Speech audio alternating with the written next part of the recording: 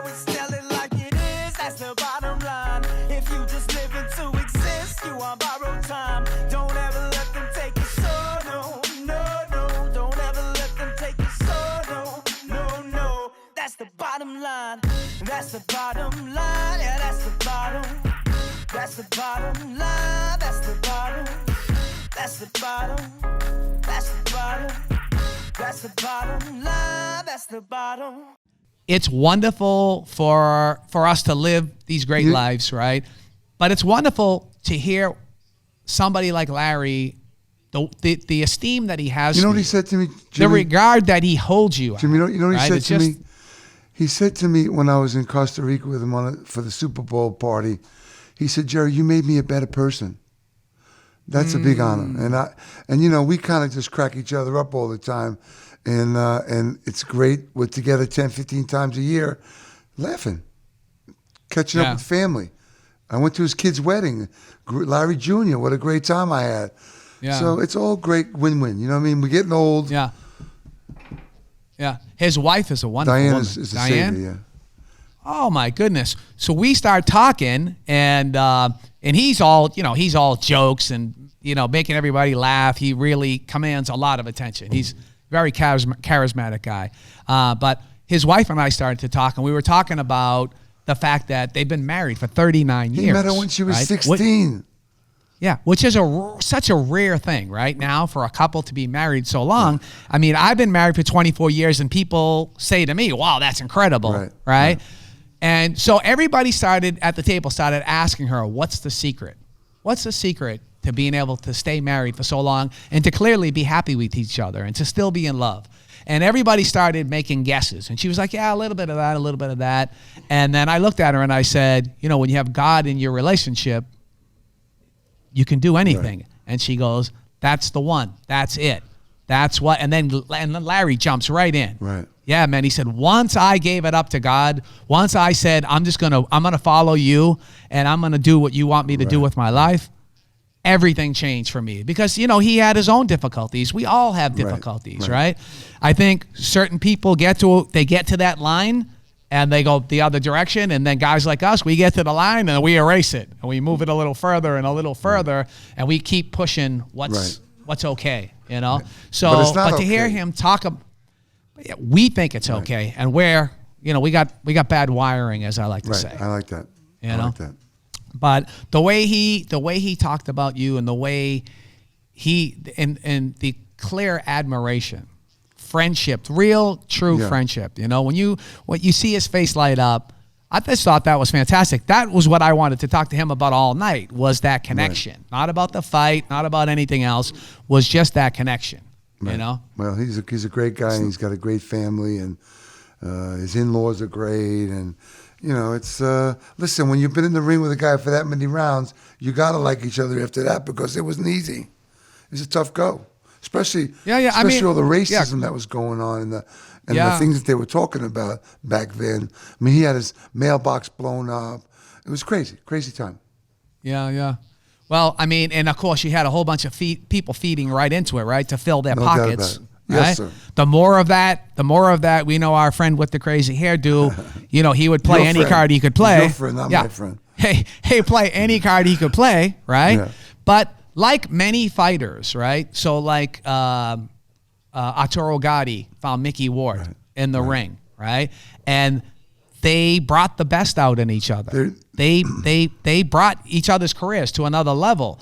And, I just watched a documentary about you and Larry, and about that fight, and about that night, and everything leading up to it, and how important it was for him to have you to fight, right? Because he unfortunately was following Muhammad Ali as the champion of the world, right? And you're following the greatest of all time, the most charismatic, can't win, controversial, everything, right? And that was a cross he had to carry, and it wasn't his fault. He was a great fighter and a great guy. He was. But it made it difficult for him to put butts in seats, right? And then here comes Gerry Cooney, right? I mean, you guys were great for each other. I also read and then watched in that documentary that at that time, that was the biggest fight in history, right? The biggest fight in history. It was Manny Pacquiao and Floyd Mayweather of its time. Right. Listen, Jimmy, Right? what made me so angry, the racism that Don King promoted. I don't know if my managers did. I really don't know. I was hanging around with 5 or 6 guys I grew up with. We were eating lobster tails and turtle soup. What do we care about racism? And so I was so mad at Holmes that night. So I come out to the ring. I just want to hit him with a shot. And we get to the center of the ring, and Mills Lane is giving us instructions. And Larry Holmes looks at me and says, "Hey, Jerry, let's have a good fight." I said, "What'd you say that for? I want to smack you on you." Anyway, it's all good. It's all good. Yeah. You know, it's crazy because, so I have some notes, right? I got some papers here, right? Stuff I printed on off of Google. And at the very top of the page here, it says, "The Great White Hope."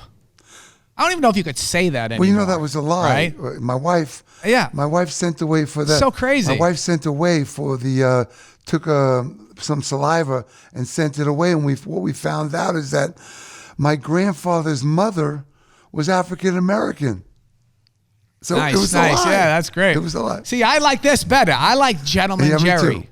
That's a cool, classy name. Thank you. I Thank like you. that. Yeah, That's it. But again, I don't think you could even call somebody the Great White Hope now. I mean, if Don King could promote a fight right now, he would. There's going to be somebody else going to come along, but I don't think so. It's Yeah. gone. It's all over. And thank God for that. Well, the heavyweights, that heavyweight division too, right? Powerful. You think it will ever come It's back? powerful right now. Let me tell you something. Is it? You got Joshua, who's fighting tonight, fighting Andy Ruiz. You got Wilder, Fury. You got just 6 or 8 guys, next generation guys that are ready to burst into the scene. So it's coming back. And all the divisions are deep with that talent. I mean, look at Eddie Hearn came over here, brought boxing across the river. The ocean. Yep. We got Bob Bam, who's been in the game for 55 years, still phenomenal. You got so many guys that are putting on great fights, DeBella. And so we're going to start seeing some of those great fights again. And what happened to boxing is that we got off ABC, CBS, NBC. And the people who couldn't afford Showtime, HBO, lost out on boxing. Now it's back on ESPN, ESPN Plus. The Zone is $9.95 a month. You can't miss it. So people are getting to see it again. And here in America, boxing's getting big again. Right. Let me ask you a question. So MMA is like the big thing now, right? I don't obviously, think so. I mean, listen, you see some big fights. When Ronda Rousey was carrying MMA's banner, I didn't think that was so good when she got her butt clean. You know, they have good guys come up. But boxing, in my opinion, is a lot deeper in talent. The light heavyweight's got 8 or 10 great guys that all could be champion. The heavyweight division, the middleweight division, Canelo Alvarez, Triple G. I mean, the Canelo brothers. Welterweights, we got Terrence Crawford, you got Errol Spence, you got Showtime show, so many guys. But people lost touch with it. Is HBO, are they out of the boxing game? Out of the box. They're an entertainment company, and they're spending their money on entertainment for people, for their fans. That is insane, because they were the mecca for a long time for boxing. Ross Greenberg and all those guys over there were like, that was it. Well, listen, now you can put it on, you can watch it on your computer. Now you can pay for it on your computer. People couldn't do that back then. So now they're streaming. They're doing so many things to the game. Now, listen, the world of sports has changed. And it's you know, you can buy all those fights for $9.95 a month, or Bob Arum's DAZN, ESPN Plus, $4.95. It's a miracle. Right. So you become you buy a membership, right, or a subscription. Listen, it's $120 a month to get DAZN. You see 150 great fights. You see 150 great MMA fights. You see soccer, baseball, football on DAZN. Right. Same with ESPN Plus. So it's changed. Everything's changing. We got to catch up with it. And the younger generation, they're on their phone all the time. Yeah. So. And your partner over here, he's on the phone all the time. Yeah, he's texting us. He's saying, this guy never shuts up. Me? He's a big boxing fan. He told me about Jay it. is a huge boxing fan. He's been to the Hall of Fame over there a bunch of times. We actually shot a music He video. said I had you know what he told me, Jim? Arturo, Jimmy, he told me. I had Arturo Gotti and Mickey Ward in a music video, his music video. You know, those two guys we talked about, I know your brother did a movie on Mickey Ward. They ruined, they were great for themselves, for the world, but they ruined each other. Just like Ali Frazier. All those guys, they ruined each other. I didn't know your buddy Manscapes. Oh, yeah, he's a manscaper. Is he over there? Is he over there cleaning up his chest? That's a big thing now. In my studio, they talk about Manscaped. You've got to be kidding me. Men shaving under their arms. Just for starters. Crazy, Jimmy. All right, so listen, here's what I want to do, Gerry. I want to do a couple of like promos. Good. So let's do. Jimmy, I just want to tell you something. I had a great Yeah. time in my boxing career. I loved every second. I loved every person I met, every sparring partner I had, every place I traveled to, which I traveled all over the world. Boxing afforded me that for this poor Irish kid who grew up in Huntington, Long Island, who was told he was no good, was not going to amount to anything, and not to trust nobody. So I'm so grateful to be on with you guys. I love you, man. You're a good man. I love what we do, and had a great life, and I got a great family. I can't wait till tomorrow. Yeah, I mean, you came out of it. You came out of it great, buddy. A lot of guys have had a lot of damage done to them, right? I mean, you have your wits about it. You're funny. You're charming. You look great. You talk to my wife. No, I'm all good. Yeah, we gotta bring her in next. There you go. She's the backup. She's the backup interview. Yeah. Well, listen. I appreciate you. I appreciate your time. I appreciate your willingness. I mean, I asked you, hey, will you do this? And I was telling my guys here earlier, right? I was like, listen, we got to be on time. We got to be ready. We got to do what we got to do because this guy's doing me a favor. He's not doing this because of me. Yeah. It's because of my wifey, not me. I don't have anything to say about it. It's my wife, bro. Yeah. Yeah. Well, listen, I appreciate you. Listen, and, Jimmy, you know, Jimmy, tell your people to get that book. Read the back page of my book, Foreman, Holmes. Yeah, I mean, these guys that took the time to write these back page. I mean, this is crazy. These are the best fighters that ever picked up a pair of gloves. Get the book. And I know that it's available on Amazon. It's available at Target, and it's also available at Barnes & Noble, and it's available anywhere you can buy books. And listen, I do promise I'm going to read it. I will sign it. I will sign it, bro.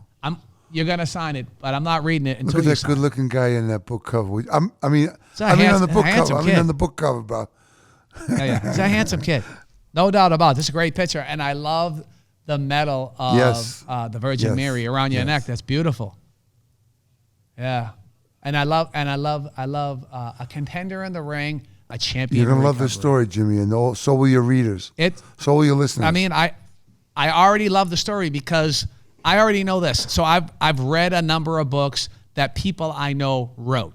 Right. So when I read it, I'm gonna hear your voice. Right. I'm going to hear your voice telling these stories, right? And it makes all the difference in the world, right? And it makes it personal for you. It makes you're really connected. We're like listen, all of us stumble, so everybody can identify with the fight of life.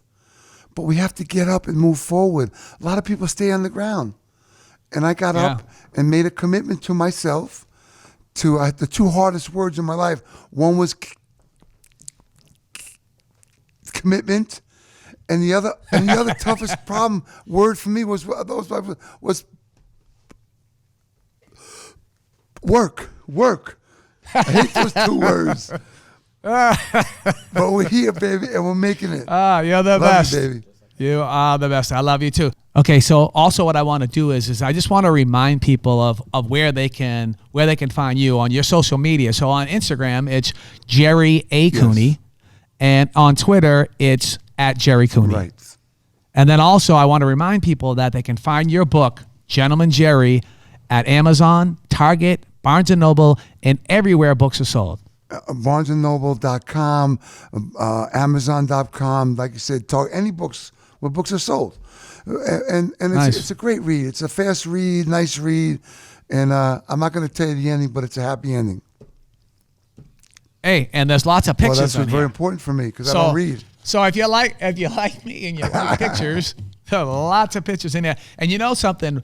When I was going through the book yesterday, I noticed there's some pictures in here of you sitting in a bar here with your friends. And, you know, I do want to just say that, you know, you talked a lot about your family and your siblings, right? And them sort of. Those are my family. Those are my brothers. Those are my brothers in that picture. Yeah. Really? Wow. So you talked about them sort of, you know, as sort of a side effect of your celebrity and your success, right? It was always, hey, how's Gerry, right? Not me. Something's going on with that, right? So I had, and I know it wasn't you, so I have enormously famous siblings, right? And I know how that can be. And I lived through that in sobriety, right? My entire sobriety and still today, right? People will, it's sort of my gauge on who it is I'm talking to and what they're really all about, right? And if in the first 5 minutes of a conversation, it turns to, hey, how is so-and-so or so-and-so, right? Then I know that they're not plugged into where they're at right now. And the conversation that we're having is not really the important conversation for them, right? So I just wanted to say that I am definitely able to identify with your siblings. I know what that is like. I know what that can be like. And I know that that can wear on you, right? And you said something that was very important, right? It wasn't your fault. It's not your fault, right? It's kind of human nature, right? I'm not even sure that it's their fault. It's not the people's fault, right? It's human nature. People are so drawn to fame and celebrity and all this stuff, which I assume, you know, I know we thought we were going to wrap up, but I just want to say that I assume that there's sort of you have to learn how to sort of recover from that too, right? Let me tell you. You have to learn how to recover from everybody sort of trying to kiss your butt and be with you and hang with you because of the fame. This is a crazy story. You brought this up, but 2 years I walked away from my mother and all my brothers and sisters, and I had no conversation. I told them to lose my number because I couldn't fix it. I couldn't make it better. I couldn't change it. And I just said, I'm out. I want to get on with my life. And what I found out is that I grew up and they got on with their lives. And so, you know, I was guilted, and Irish guilt, whatever you call it. Oh, the worst. Irish guilt is the worst. I walked away for 2 years. Yeah. And that was right around the time when I first got sober. Right after I got sober. And I went into a fight with Foreman by myself. And I just wanted a clean start. And it was good for everybody, in my opinion. It was good for everybody. And we you know, a lot of times we talk about recovery in sort of the sort of not selfish, but just it's about us, right? Like we get sober, right? And we get clean and we get our lives back. But people that don't really understand recovery don't understand the impact that it has on everybody around us as well. But it takes time. It takes time. Absolutely. To help them people make peace with it too. And we have to give them the respect of taking that time as long as they need. Absolutely. And the only thing is we're in recovery. Those people are not in recovery. It's harder for them to get it. They don't trust it. They don't, they don't believe. And sometimes you just have to just accept that. Because I've tried to help thousands of people that just were not ready, had to walk away. I have like a 3-strike rule. I call you, tell you once about it. I call you, tell you twice about it. Third, I tell you I got to go. Because you're affecting me now. I'm in close, loving relationship with all my siblings. They all have issues from growing up in that household. And I've sent them books. I've talked to them. I've helped them. But they can't be where I'm at. So they got to be where they're at. And maybe someday they'll pick it up and grow with it. But this is our life too, Jimmy. You know, we have to also say at some point, listen, now I got to be a little selfish for me. And that's not a bad thing. As long as you have a governor on that. I love everybody. That's one thing. I hang out with people. I tell them I love them before I leave because it's the truth. Have a great time. We're supposed to have that. Absolutely. I give everybody a hard time and they call me to come back. What do you think about that? I won't be telling you to come back. You're done. You're done here on the bottom line. Well, listen, again, I want to thank you for your openness, your honesty. I mean, the stories, and really for me, and the reason we're having this conversation is sort of the second half of this, right? It's not, for me, it's not about what you did for a career, who you were. It's about who you are about the man. now. It's about today, the man. for me. Yeah.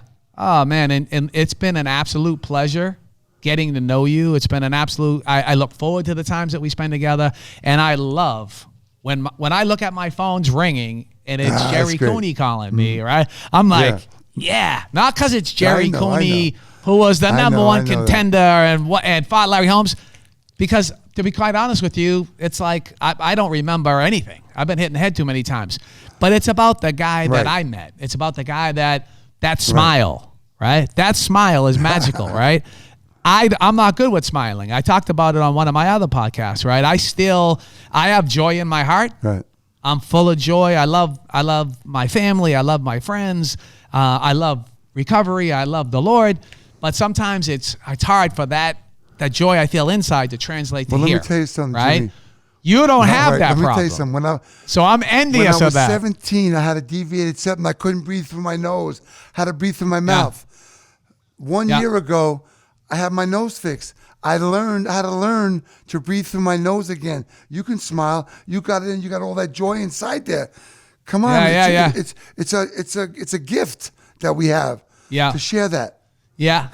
Yeah, sometimes I get stuck with the stone face. Nah, you're good, man. You're good, man. I don't know what and sometimes I'm getting better at it. It's a process for me. I've only been sober for 31 years, so I'm still working on it. But I want to be able to radiate that, right? And when I see guys like you that it's like you have a smile for everybody. Hey, well, right? I'm happy. Me, I have to be conscious of it. I have to say, smile, idiot. Be nice. Smile, smile, smile, smile, smile, because that's what's going to pull people in, right? And ultimately, I want to pull people in. I want to have meaningful relationships with people. I don't want to push people away, but sometimes